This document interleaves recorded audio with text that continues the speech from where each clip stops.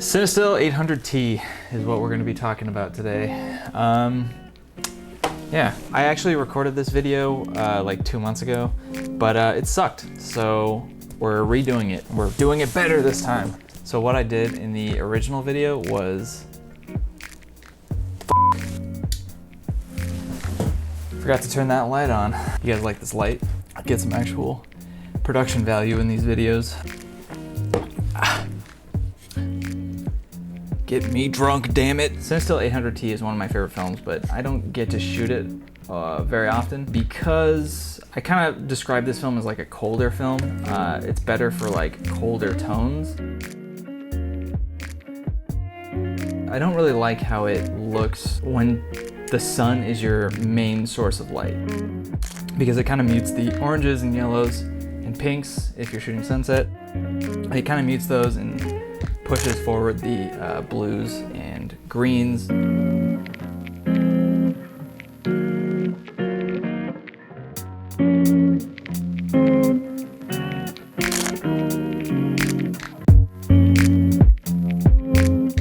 Yeah, it's not really the best for someone like me who lives in Los Angeles, where it is sunny 360 days of the year, like some goddamn Mad Max wasteland.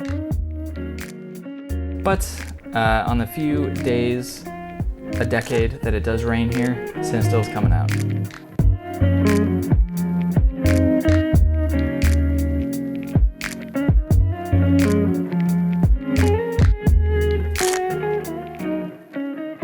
So you can actually shoot Cinestill 800T with a like a warming filter. I've tried it a little bit, and you know, some of my photos were kind of underexposed. So if you do shoot with a warming filter, just make sure your exposure is correct. Maybe try and overexpose it a little bit. It's not my favorite thing to do. I kind of like the natural look of Cinestill. Got it.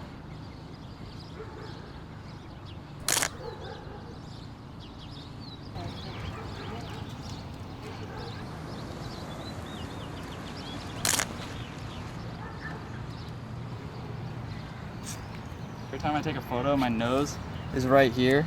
So when I take a photo, it auto winds the next one and it tickles my nose.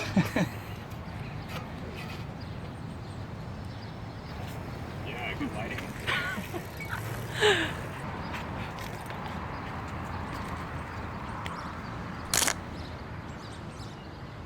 So you might have noticed something that's pretty prominent in the photos, these orange glows around the highlights of the photo.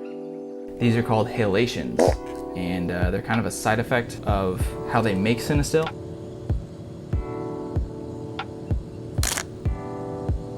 So Cinestill is repackaged motion picture film. So what they do to make Cinestill good to be processed in your typical C41 color negative chemicals is they remove a layer from the film called the remjet layer. And so that remjet layer, its job is to stop halation from occurring in your film.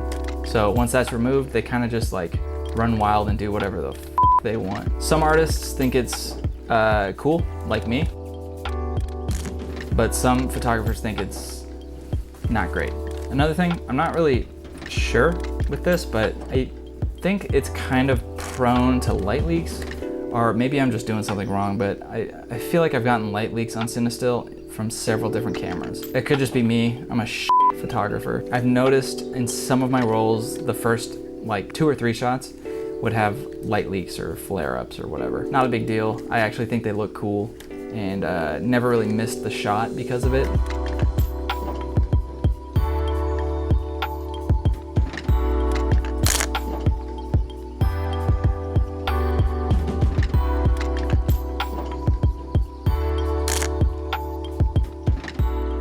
Cinestill is kind of an expensive film. So I guess if drugstore film is your basis, and we'll put that around like, let's say $5 a roll, I think Cinestill is at $11 or so.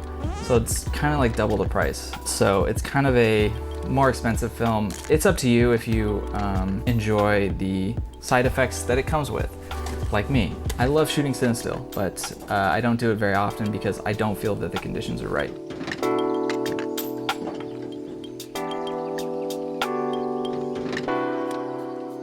So let me know in the comments if you agree that Cinestill is dope, or tell me why it's not, and I'll get back to you. Yeah, unless you're a dick. Peace.